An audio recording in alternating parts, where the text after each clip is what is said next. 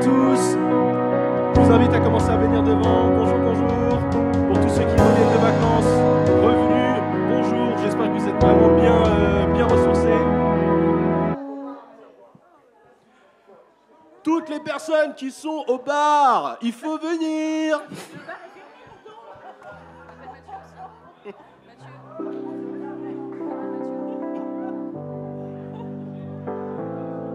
Mathieu Seaburn, le guitariste électrique, est appelé à l'accueil.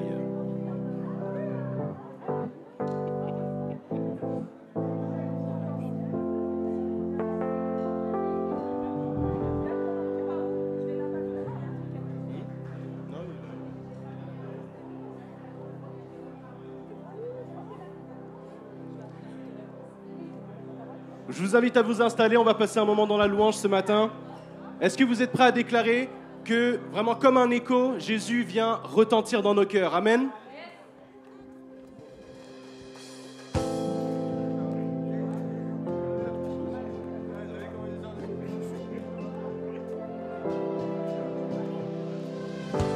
Quand la nuit tombait, l'angoisse surgit, sans fin tu m'appelles. Quand ma foi faiblit et l'espoir tarit, tu es mon appui. Lorsque je suis là découragé, Dieu, tu es tout pour moi. Désormais je veux persévérer, car tu es avec moi. Oui, tu es avec moi. Ton amour m'environne, m'élève plus haut. Il résonne dans mon âme tel un écho. Oh, oh, oh. Ton amour m'environne, m'élève plus haut. Il résonne dans mon âme tel un écho. Écho dans mon âme. Oh, oh, oh, oh, oh. À chaque saison, tu renouvelles tes promesses envers moi. Oh, oh, qui peut s'opposer à ta volonté? Qui peut t'arrêter lorsque je suis là découragé? Dieu, tu es tout pour moi. Désormais je veux persévérer, car tu es avec moi.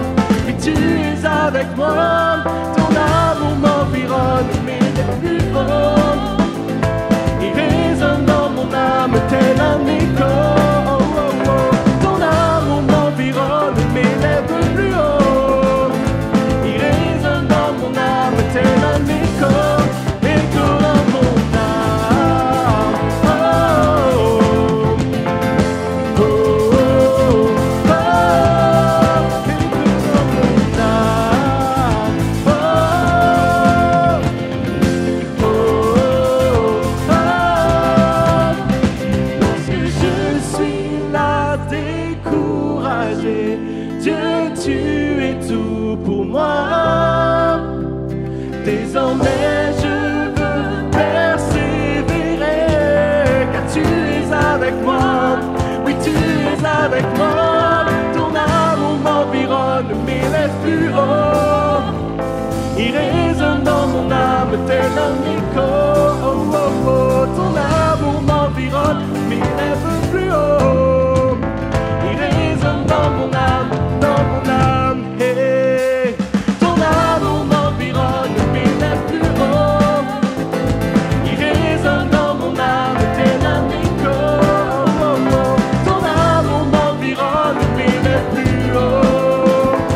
Il résonne dans mon âme tel un écho. Écho dans mon âme. Oh, oh, oh, oh, oh. Écho dans mon âme. Oh, oh, oh, oh. Amen. Seigneur, vraiment merci pour cette journée. Vraiment, qui est prêt à déclarer aussi ce matin? Merci Seigneur parce que ton amour est parfait. Et je ne sais pas comment s'est passée votre semaine, comment s'est passée ta semaine, mais j'aimerais vraiment simplement te dire que est-ce que tu peux simplement rentrer dans ton cœur et simplement dire, Seigneur, vraiment merci pour l'amour parfait que tu nous as donné. Vraiment merci pour, même si on a une semaine un peu nulle, même si c'est les vacances, des fois les vacances ne se passent pas toujours comme on le souhaiterait, mais vraiment Seigneur, merci parce que ton amour est parfait, merci parce que tu nous aimes et on veut vraiment le déclarer ce matin que seule ta grâce est incomparable. Amen.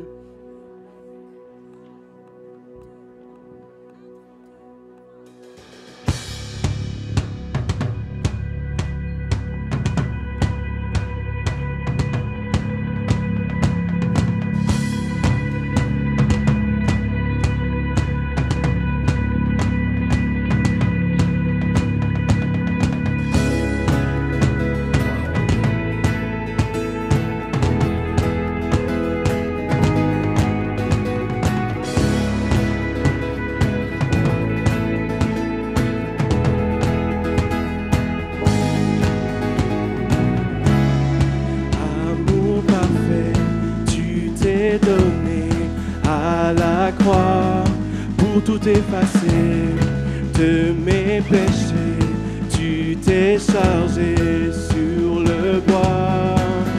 C'est par ta grâce seule que je suis pardonné. Merci. C'est par ta grâce seule que tu m'as racheté.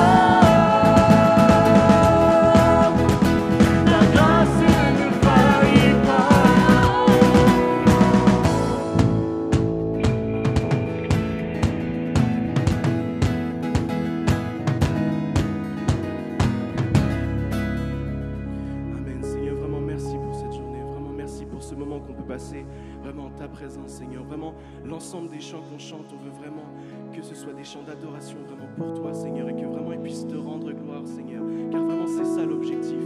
Et vraiment aujourd'hui, on veut être vraiment dans ta présence, vraiment tout près de toi, et vraiment on veut déclarer, Seigneur, qu'on veut être près de toi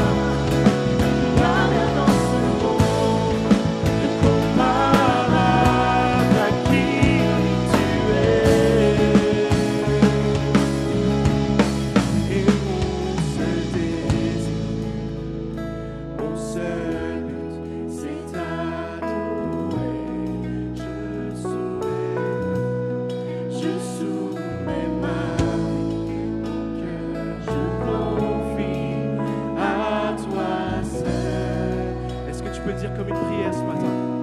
Je soumets ma vie. Mon seul but, c'est t'adorer. Je soumets ma vie, mon cœur je confie à toi seul. Je veux être près de toi. Je veux être près de toi. Il n'y a rien dans ce monde de comparable à qui tu es. Je veux être près de toi. Je veux être près de toi.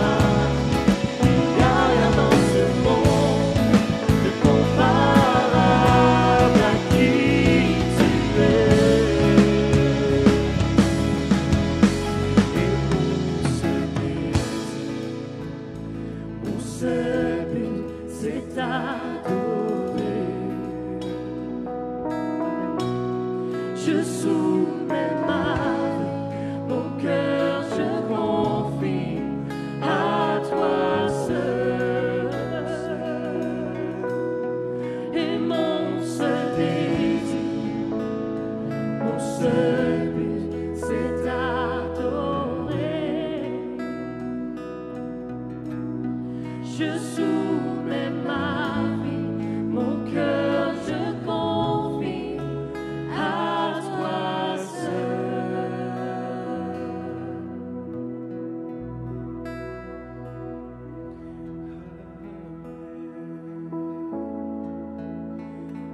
Merci pour ta présence. Merci car tu es là. Tu veux nos louanges.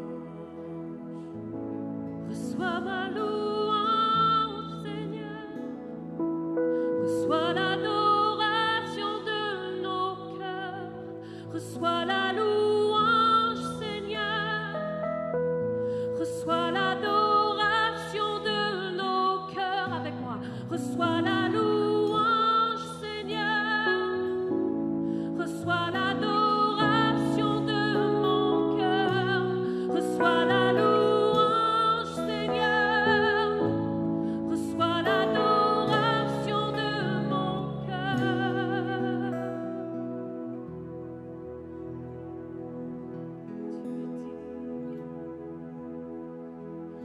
Tu es digne.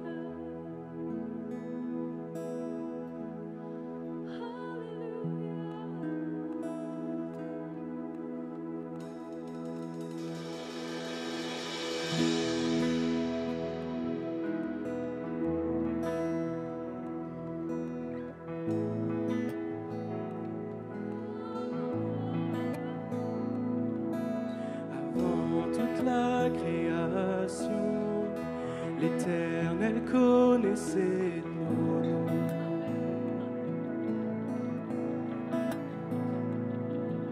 Façonnés à son image, nous sommes le reflet de sa gloire.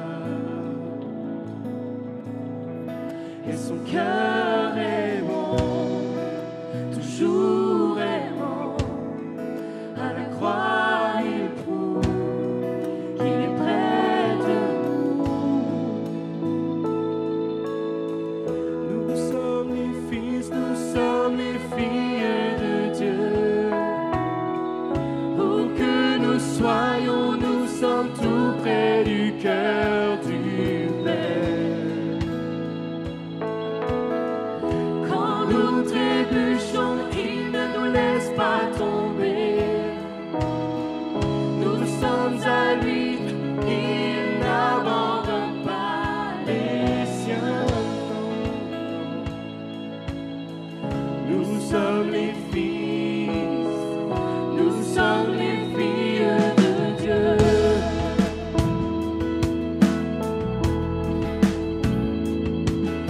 Son amour, il nous le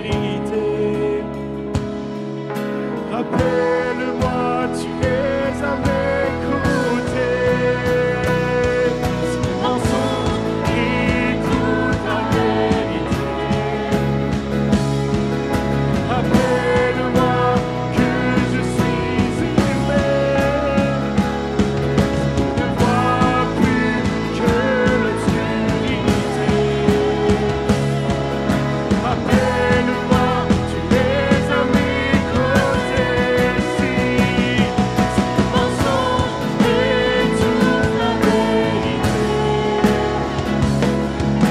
rappelle-moi que je suis aimé.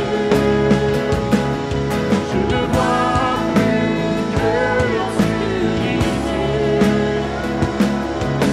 Appelle-moi, tu es à mes côtés, à mes côtés. Nous sommes les fils, nous sommes les filles de Dieu. Nous sommes entourés du cœur du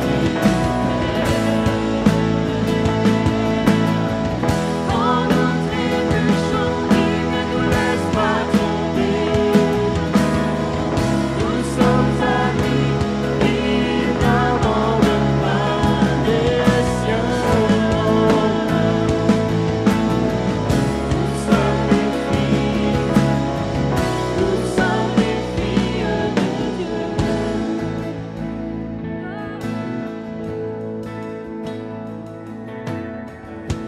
sommes les filles, nous sommes les filles de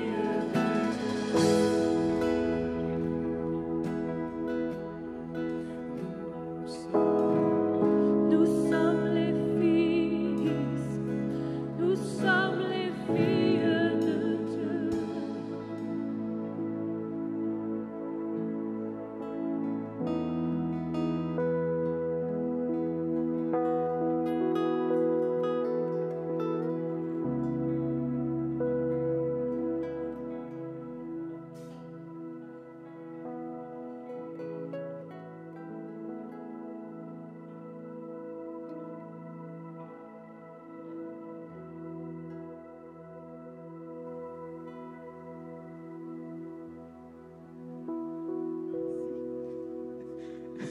Excusez-moi. Donc nous avons chanté « Nous sommes les fils, nous sommes les filles de Dieu ».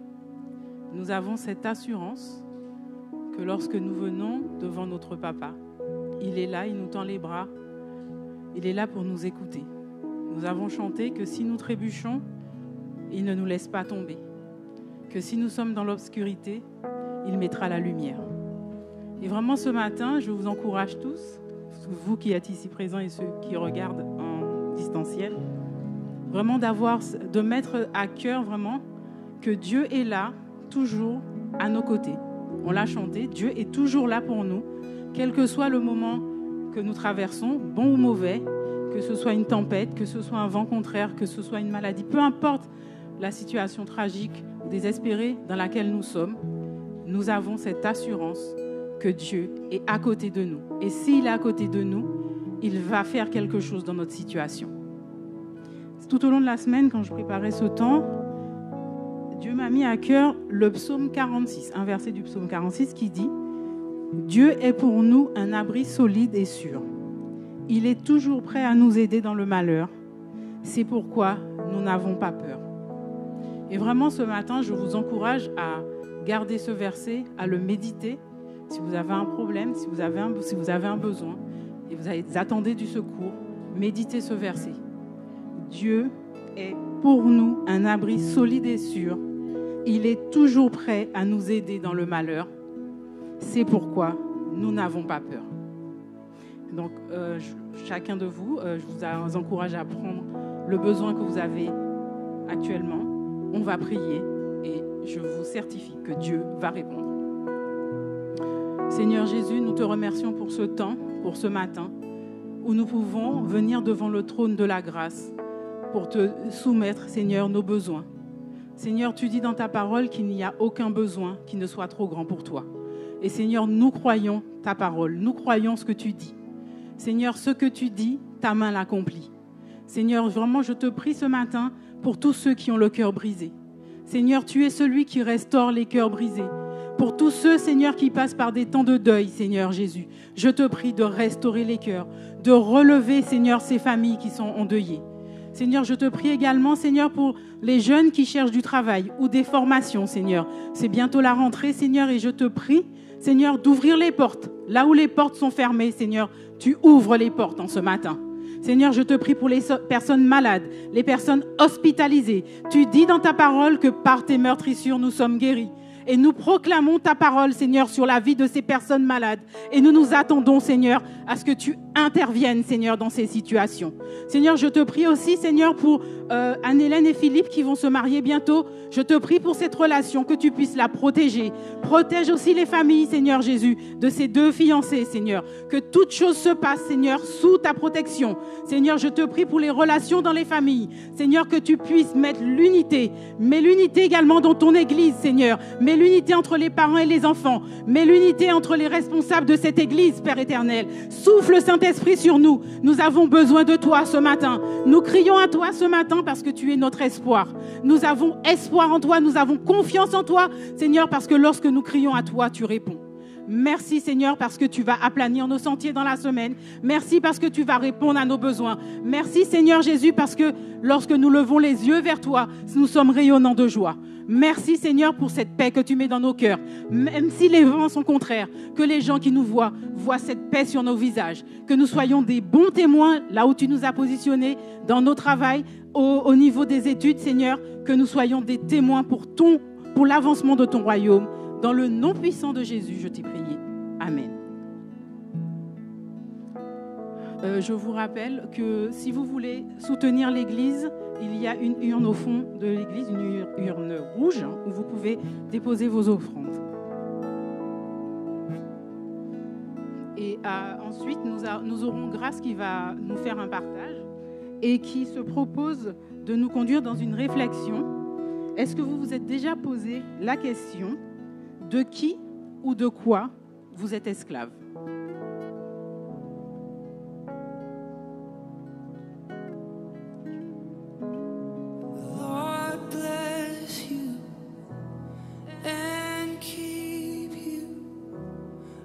His face shine upon you and be gracious to you.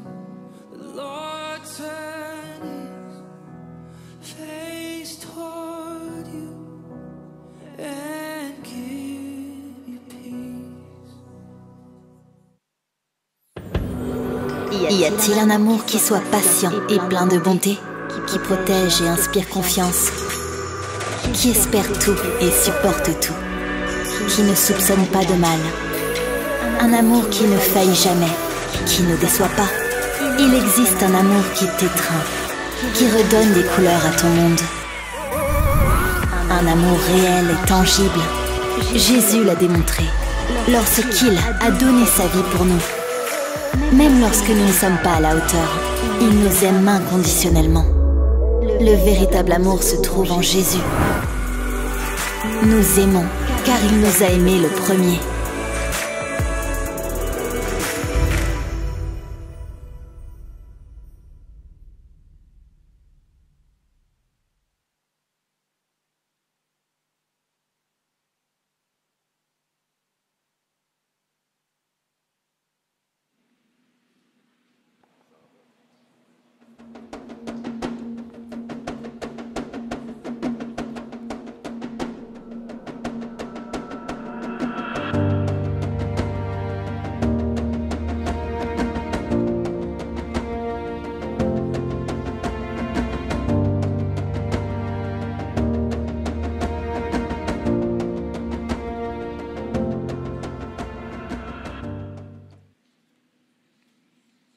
Bonjour à tous.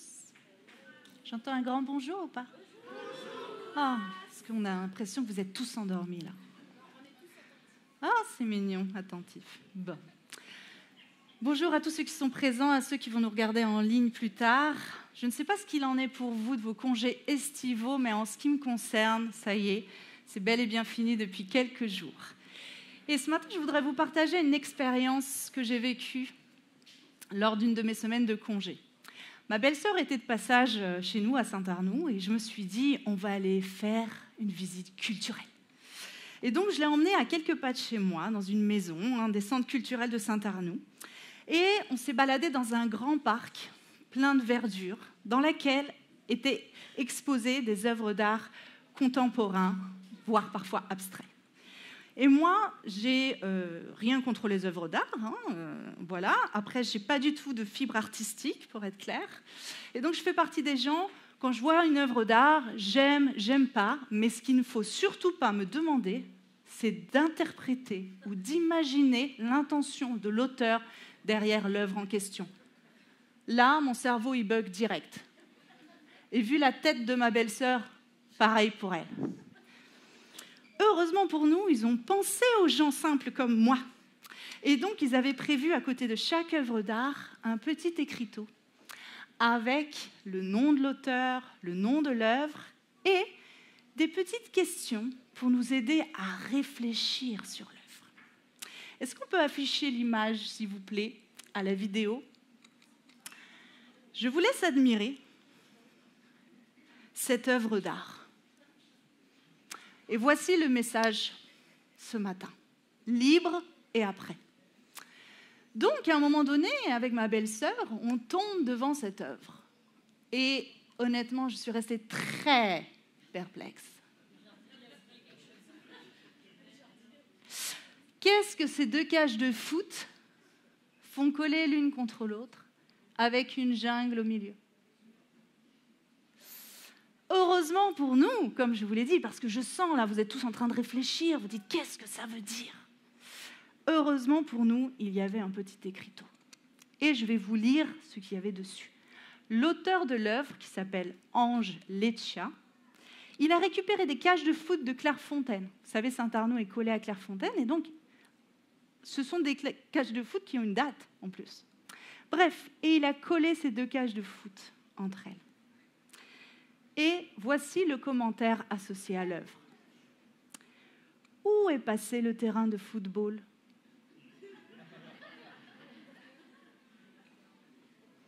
Comment marquer des buts ? Écoutez bien. L'herbe pousse en liberté dans cet espace clos, tandis qu'en dehors, elle est piétinée ou tondue. Où se trouve la liberté ? Dans la cage ou à l'extérieur?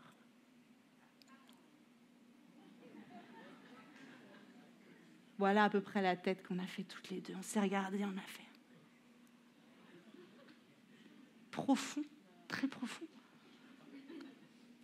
Et là, ma belle-sœur m'a fait ce commentaire qui est à l'origine de ce message ce matin. Elle m'a dit, c'est une très belle image de ce qu'est notre liberté avec le Seigneur. Pourquoi est-ce qu'elle a dit ça ? Selon le monde, tu es libre si tu fais ce que tu veux, quand tu veux, comme tu veux, dans la limite des lois d'un pays dans lequel tu vis, sauf si en plus tu es anarchiste. Du coup, tu es en dehors de la cage. Mais en réalité, ce que tu as cru être la liberté te fait être piétiné et abîmé, malmené.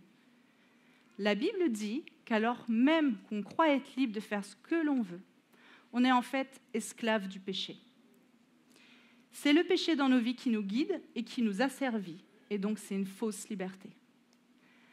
De l'autre côté, on a la liberté selon Jésus.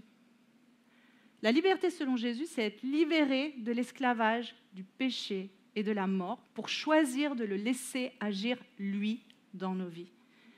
Du coup, à l'image de ces cages qui sont souples, qui laissent passer la lumière, qui laissent passer la pluie, qui permettent aux végétaux à l'intérieur de s'épanouir, de grandir vers le haut, dans un cadre, protégé des agressions extérieures, le Saint-Esprit nous fait grandir dans une sorte de cadre quand on est dans le Seigneur.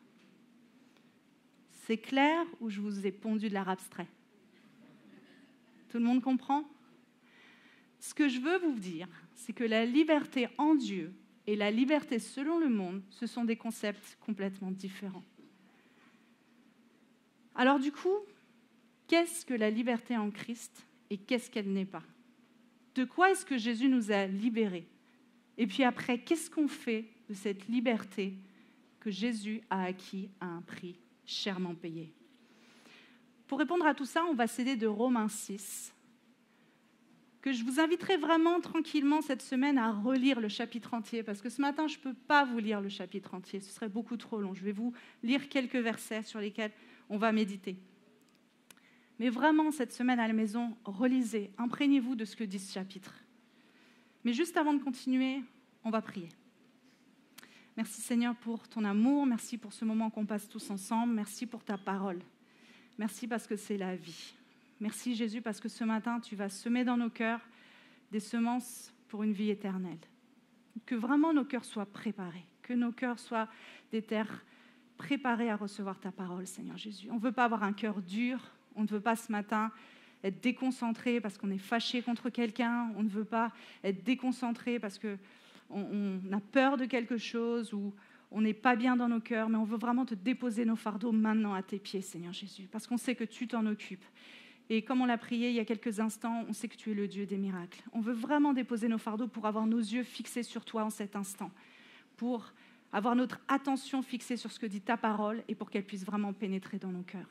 Je te demande vraiment que toutes ces paroles, Seigneur Jésus, qui sortent de ma bouche, viennent de toi, que chacun fasse le tri dans son cœur, Seigneur Jésus, et que personne ne reparte sans avoir mangé quelque chose. Je te le demande dans le nom de Jésus. Amen. Alors, première question. De quoi est-ce que Jésus nous a libérés, du coup ? Pourquoi est-ce que la Bible dit que si on confesse que Jésus est notre Seigneur et notre Sauveur, on est sauvé ? De quoi est-ce qu'on est sauvé ? En réalité, on est sauvé d'une mort éternelle sans Dieu. Or, cette mort éternelle sans Dieu, c'est la conséquence directe du péché dans lequel nous naissons et nous vivons naturellement. Refaisons un rapide résumé du plan de Dieu pour l'homme au travers de la Bible. Donc Dieu crée l'homme avec l'intention d'établir une relation. Mais l'homme gâche tout en désobéissant à Dieu. Le péché s'invite dans l'équation et contamine l'homme, comme une infection. Or Dieu est saint, c'est sa nature. Comme il est saint, il ne peut pas être en contact avec le péché. Du coup, la relation entre l'homme et Dieu est brisée. Dieu trouve une solution pour qu'à nouveau l'homme puisse être en contact avec Dieu. Il envoie donc Jésus, qui est son fils, mourir sur une croix pour payer le prix du péché pour toute l'humanité et pour qu'enfin les hommes et les femmes qui croient, qui acceptent et qui confessent qu'ils sont pécheurs et qu'ils ont besoin de Jésus comme Seigneur et Sauveur puissent à nouveau être en relation avec Dieu. Ça, c'est le plan de Dieu. Et ça, c'est ce qu'on appelle la rédemption. Dans d'autres Bibles, dans d'autres versions, on va trouver le mot délivrance ou libération. C'est un mot un petit peu pompeux, rédemption. Mais c'est un très vieux terme qui fait référence au paiement de la rançon pour libérer, pour délivrer un prisonnier ou un esclave dans les marchés de l'Antiquité. Donc c'est pour ça quand je dis que Jésus est notre Rédempteur. Et donc pour imager, nous sommes nés dans un marché à esclaves. Et on est libérés de ce marché à esclaves le jour où Jésus paye la rançon pour nous. Le jour où on reconnaît qu'on est pécheur, qu'on a besoin de lui comme Seigneur et Sauveur, on sort de ce marché. Mais alors, de quoi exactement étions-nous esclaves jusque-là ? Je vous invite à regarder ce que dit Romains 6, au verset 6. C'est Paul qui parle. Et il dit, nous savons que notre vieil homme, le vieil homme, c'est ce que nous étions notre nature d'avant Jésus. Notre vieil homme a été crucifié avec lui, avec Jésus, afin que le corps du péché soit réduit à l'impuissance et qu'ainsi nous ne soyons plus esclaves de quoi ? Du péché. Nous sommes nés esclaves du péché. Et Jésus nous libère de l'esclavage du péché et de sa conséquence qui est la mort. Le péché, ça contamine tout. Ça pourrit tout. Pour ceux qui ne l'ont pas encore fait, je vous invite à réécouter le message de Rebecca d'il y a 15 jours. Elle a partagé en partie, effectivement, sur sa vie de pécheresse. Où est-ce qu'elle est, hein ? Et on l'a bénie pour ça, parce qu'elle est vraiment toujours sincère, et c'était un super message. Et surtout sur le fait que ce processus de sanctification, c'est-à-dire simplement de se mettre à part pour Dieu, et de combien il est important au quotidien d'avoir un moment d'introspection, de se regarder, se dire comment est l'état de mon cœur. Je sais très bien qu'aujourd'hui j'ai fait des choses pas brillantes, j'ai peut-être crié sur mes enfants, j'ai peut-être mal agi envers mon conjoint, j'ai peut-être été hyper égoïste. C'est ce que j'ai fait aujourd'hui, Seigneur. Et je te demande pardon. Je te demande pardon parce que je reconnais que l'état de mon cœur est pas brillant, est tout pourri. Mais par contre, je suis encore plus consciente de la grâce de Dieu dans ma vie. Je suis encore plus consciente du privilège que j'ai, que malgré mes péchés, malgré mes imperfections, malgré mes échecs, Jésus continue à m'aimer. Jésus m'a sauvée. Jésus me justifie. Et ça répond à notre première question. De quoi est-ce que Jésus nous a libérés? De l'esclavage, du péché qui conduit à la mort. Et on n'y est plus soumis. Donc au quotidien, je dois me souvenir de ça. Maintenant, deuxième question. Si je suis libre de l'esclavage du péché, est-ce que ça veut dire que je suis libre de toute contrainte? Est-ce que ça veut dire que je suis libre au sens où je n'aurai plus de maître? Comme on l'a dit tout à l'heure, la notion, le concept de liberté selon le monde, ce n'est pas la notion et le concept de liberté selon Dieu. Et on va regarder en détail ce que dit Romains 6, du verset 16 à 23, et ce qu'explique Paul sur le concept de liberté quand on est chrétien. Ne savez-vous pas que si vous vous livrez à quelqu'un comme esclave pour lui obéir, vous êtes les esclaves du maître à qui vous obéissez, soit du péché qui conduit à la mort, soit de l'obéissance qui conduit à la justice. En gros, Paul il dit que le concept de liberté, selon le monde, c'est une illusion. Soit tu es esclave du péché, soit tu es esclave de la justice obtenue en Jésus. Il n'y a pas de troisième option. Une option intermédiaire où on pourrait faire ce qu'on veut et on aurait l'impression qu'on n'a pas de maître. Il n'y a pas de troisième option. Soit tu es soumis au péché dans ta vie, soit tu es soumis à Dieu. Et il faut choisir. Au verset 17, il continue en disant « Mais que Dieu soit remercié. Alors que vous étiez esclaves du péché, vous avez obéi de tout cœur au modèle d'enseignement auquel vous avez été confiés. Et une fois libérés du péché, vous êtes devenus esclaves de la justice. » Paul insiste. Nous avons été libérés du péché pour devenir esclaves d'autre chose, de la justice de Dieu. Et la justice de Dieu, c'est d'avoir offert Jésus en paiement de notre libération. Et ça répond à notre deuxième question. Est-ce que si je suis libérée par Jésus de l'esclavage du péché, est-ce pour autant que je n'ai plus de maître? Non. Si tu es libéré par Jésus de l'esclavage du péché, c'est parce que tu choisis de te soumettre à Dieu. Paul continue au verset 19 en disant « Je parle à la manière des hommes à cause de votre faiblesse naturelle. » Et là, c'est une mini aparté qu'il fait et je suis obligée de m'arrêter là. Parce qu'il ne dit pas ça à ses lecteurs. Il faut comprendre que Paul est en train d'écrire une lettre à l'église de Rome, 1er siècle après Jésus-Christ. Okay? Et quand on lit cette phrase, on pourrait se dire « Ils ne sont pas suffisamment intelligents, il est obligé de leur parler de manière spéciale. » Non, ce n'est pas ce qu'il dit. Il dit que certaines personnes dans l'auditoire ne sont pas suffisamment spirituelles pour comprendre les choses d'une autre manière.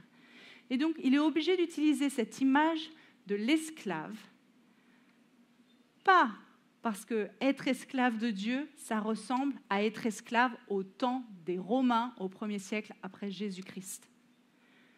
Il veut juste insister sur la notion d'appartenance à un maître. Or, à l'époque, comme je vous disais, 1er siècle après Jésus-Christ, à Rome, l'esclavage, c'est un truc hyper normal. Je veux dire, personne ne se pose la question de si avoir un esclave, c'est bien ou mal. Aucun esclave ne se demande si c'est bien ou mal d'être esclave. C'est imprégné et c'est institué dans l'Empire romain depuis des années et des années et des années. Et donc, ce modèle d'esclavage n'est pas validé ou apprécié par Dieu. Ce n'est pas ça le problème. Mais Paul, il est obligé, en parlant à cet auditoire qui comprend très bien ce que c'est qu'un esclave, et à l'époque, un esclave, c'est un objet qui parle. Il n'y a pas d'autre chose. OK ? Il a un maître, comme le vase appartient à monsieur machin, l'esclave appartient à monsieur machin. Et donc ça, les auditeurs romains, quand ils écoutent la lettre de Paul, ils comprennent très bien ce que ça veut dire. Paul, il est en train de parler d'appartenir à un maître. Maintenant, est-ce que Paul nous dit qu'on est des esclaves au sens où nous tous, on comprend le mot esclavage aujourd'hui? Quand on pense au mot esclavage, on imagine la traite des Noirs d'Afrique qui ont été emmenés aux États-Unis, ce genre de choses, ou l'esclavage à l'Antiquité. Non, évidemment, on ne parle pas de ça. Paul, dans bien d'autres lettres, va expliquer que nous sommes enfants de Dieu. Être enfant de Dieu, ce n'est pas du tout avoir le statut d'un esclave. Par contre, il est vrai que nous sommes serviteurs de Dieu dans ce sens-là. Et pourquoi c'est normal dans la famille de Dieu de parler d'être au service les uns des autres? Et Paul, qui est radical, utilise plusieurs fois le terme « moi-même, je me suis fait esclave » pour dire à quel point il veut servir les autres, à quel point il est dédié. C'est parce que Jésus lui-même s'est fait serviteur pour nous. Donc, dans la famille de Dieu, ce n'est pas une question de se dire « est-ce qu'on doit se servir les uns les autres ?» C'est normal. Et donc, Paul veut juste insister. Si je vous donne cette image d'esclave, ce n'est pas pour que vous imaginiez que lorsqu'on se soumet à Dieu, on devient un esclave comme ce que vous connaissez, vous à Rome, au 1er siècle après Jésus-Christ. Non, quand on se soumet à Dieu, on devient enfant de Dieu. Et c'est de tout notre cœur qu'on le fait. Mais on appartient à un maître. C'est clair? Et c'est pour ça que c'est très important ce qu'il dit juste après. Dans le verset 19, il continue et il dit « De même que vous avez mis vos membres comme esclaves au service de l'impureté et de l'injustice pour arriver à plus d'injustice, de même maintenant, mettez vos membres comme esclaves au service de la justice pour progresser dans la sainteté. » Paul encourage les chrétiens en nous disant « Puisqu'avant, vous étiez à fond, vous étiez à 100% esclaves du péché et vous vous donniez à fond pour cette fausse liberté. Pourquoi aujourd'hui que vous êtes esclaves de la justice, vous ne vous donneriez pas autant à fond pour progresser dans la sainteté? Je m'explique. Si avant, quand j'étais esclave du péché, j'avais ce sentiment de supériorité par rapport aux autres, je me suis donné les moyens d'appliquer ce sentiment. Peut-être que j'ai écrasé, méprisé mes collègues pour avoir un meilleur poste. Si avant, je pensais que les règles ne s'appliquaient pas à moi, seulement aux autres, peut-être que j'ai triché aux impôts, peut-être que j'ai triché pendant mes examens. Je me suis donné les moyens d'appliquer ma pensée. Si on a su s'investir autant dans l'obéissance au péché, on ne peut que s'investir au moins autant dans l'obéissance à Dieu pour progresser dans la sainteté. Amen. Je vous laisse méditer. Est-ce qu'on peut remettre l'image du début, s'il vous plaît? Et je vais continuer à vous lire le passage, mais je veux que vous regardiez l'image. Au verset 20, Paul dit « En effet, lorsque vous étiez esclaves du péché, vous étiez libres par rapport à la justice. Vous étiez en dehors des cages. Quels fruits portiez-vous alors? Des fruits dont vous avez honte aujourd'hui, car leur fin, c'est la mort. » Ouais. En dehors de la cage, tout était piétiné. On peut laisser l'image, s'il vous plaît? Je vais lire directement les versets. En dehors de la cage, tout est piétiné, tondu. Vous avez vu? Toute l'herbe. Il n'y a pas de croissance. Il n'y a pas d'épanouissement possible. Il n'y a pas de vie. Au verset 22, Paul continue en disant « Mais maintenant que vous avez été libérés du péché et que vous êtes devenus esclaves de Dieu, vous avez pour fruit la progression dans la sainteté et pour fin la vie éternelle. » Dans la cage, les plantes, vous avez vu, elles ont toute la liberté de s'épanouir, elles ont toute la liberté de pousser. Elles sont arrosées, elles ont de la lumière, elles sont protégées de la tondeuse, des agressions extérieures. Et ça, c'est le même boulot que fait le Saint-Esprit dans nos vies. Il nous protège, il nous fait grandir, il nous guide, il nous fait grandir vers le haut tout en nous donnant un cadre. C'est pas horrible d'être dans cette cage. Au contraire, c'est meilleur que tout ce qu'on a pu vivre avant. Et Paul termine ce chapitre en disant « En effet, le salaire du péché, c'est la mort. Mais le don gratuit de Dieu, c'est la vie éternelle en Jésus-Christ, notre Seigneur. » Jésus nous a délivrés de l'esclavage, du péché, pour qu'on choisisse d'appartenir à Dieu. Pour qu'on choisisse de lui dédier tout ce qu'on a. Pour qu'on choisisse de lui dédier tout ce qu'on est. Et qu'on soit à 100% au service de la liberté qu'il a chèrement acquise pour nous.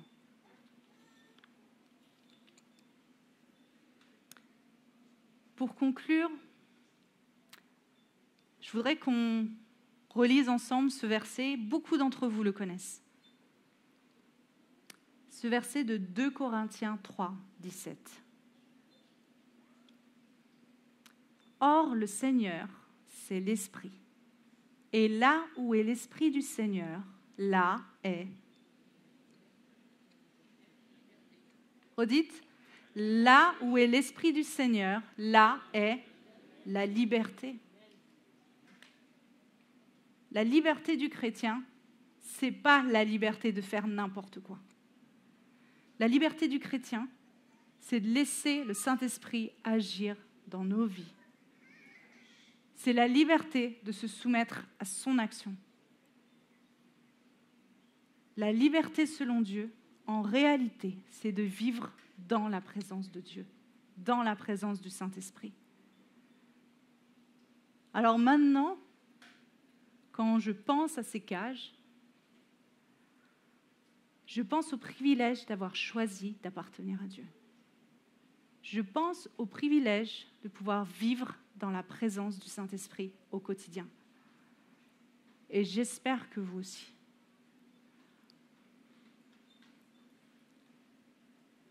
Cette semaine, ce que j'aimerais que vous fassiez, pour ceux qui ont donné leur vie au Seigneur, c'est vraiment de pouvoir méditer, relire, comme je vous disais, ce chapitre 6.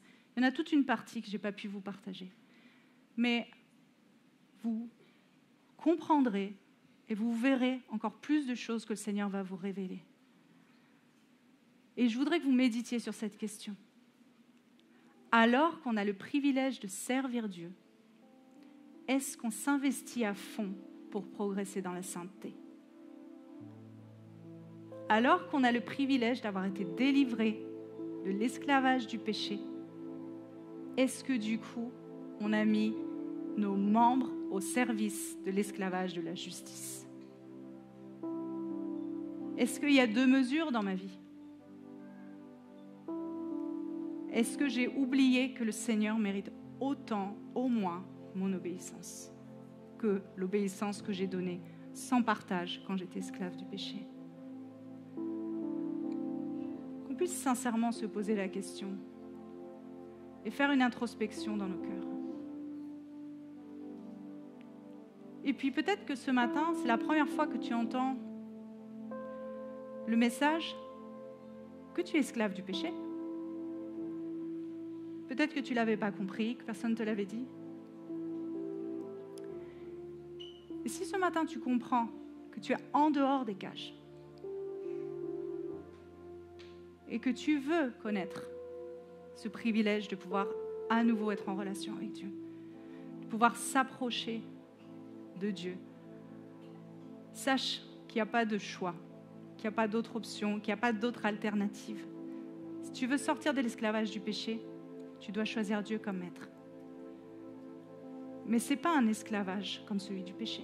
Ce n'est pas quelque chose dont tu ne seras pas conscient, quelque chose que tu ne maîtriseras pas, quelque chose qui te malmènera, qui te fera du mal. Parce que la présence de Dieu, c'est quelque chose d'extraordinaire dans nos vies. Ça nous bénit, ça nous fait grandir, ça nous guérit. Il y a beaucoup de gens qui ont besoin de guérison intérieure. Beaucoup de gens qui ont besoin de guérir de leurs émotions, de leur honte. Si ce matin tu es dans ce cas, tu te dis, je comprends que je suis à l'extérieur de la cage. mais je veux arrêter d'être dans cette fausse liberté. Je t'invite vraiment à te rapprocher du pasteur, peut-être à la fin du culte, ou à un responsable, pour discuter. Mais on va se lever tous ensemble et on va prier.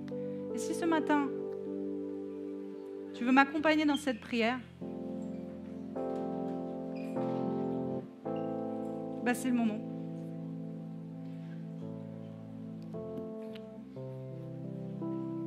C'est le moment d'ouvrir notre cœur et de vraiment demander au Seigneur de faire quelque chose dans nos vies.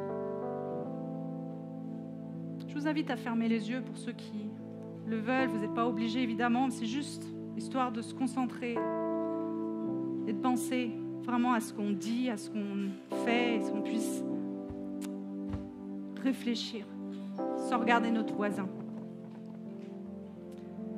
Merci Seigneur pour ta parole ce matin. Merci pour qui tu es, Jésus. Merci pour avoir payé ce prix extraordinaire, d'avoir décidé de t'offrir toi en sacrifice pour que chacun d'entre nous puisse à nouveau avoir accès à Dieu le Père. On veut se rappeler ce que tu as payé. On veut se rappeler le privilège qu'on a de pouvoir être libéré de l'esclavage du péché et d'une mort éternelle sans toi. Ce matin, pour chacun d'entre nous qui te connaissons, je te demande vraiment, Seigneur Jésus, que tu viennes nous secouer, nous stimuler, nous parler. Si on a oublié d'être complètement soumis à toi, si on a oublié que c'est dans ta présence que nous sommes libres, que c'est parce que tu agis dans nos cœurs que nous sommes libres, si on a oublié de te laisser nous transformer, Saint-Esprit, si on a oublié de te laisser nous faire grandir, ce matin on te dit, nous voici, on s'abandonne à toi, fais ce que tu veux dans nos cœurs, fais-nous grandir, donne-nous de la lumière, donne-nous de la pluie. On accepte le fait d'être soumis. On sait que c'est le meilleur pour nos vies. Et on ne veut pas retourner dans l'esclavage du péché d'où tu nous as sortis, Jésus. Si ce matin tu veux donner ton cœur au Seigneur, je t'invite vraiment à m'accompagner dans cette prière. Seigneur, j'ai compris que je suis pécheur. J'ai compris que je ne peux pas m'approcher de toi par mes propres forces. Je te demande pardon. Pardon pour ce que je suis, pardon pour tout ce que j'ai fait. Et je veux vraiment que tu viennes me transformer, me toucher, me changer. J'accepte et je crois à ce que tu as fait sur la croix, Jésus. Tu as payé pour moi. Et j'ai besoin d'un sauveur et d'un Seigneur dans ma vie. Dans le nom de Jésus, Amen. Amen. Père, que chacun d'entre nous, cette semaine, on puisse repartir. On puisse avoir un temps de connexion avec toi, un temps, Saint-Esprit. Que chacun d'entre nous, on puisse vivre ta présence, Saint-Esprit. Nous avons besoin de toi. Nous voulons plus de toi. Tu es notre Dieu, tu es notre Sauveur, notre Rédempteur. Personne n'est comme toi. Et on veut que nos vies te glorifient, Jésus. Dans le nom de Jésus. Amen. Amen.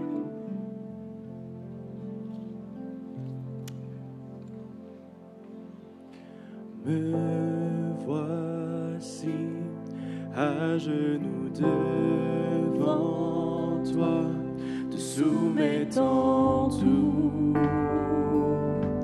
te soumettant tout. Attire-moi toujours plus près de toi, j'ai besoin de toi, tant besoin de toi. Je m'abandonne.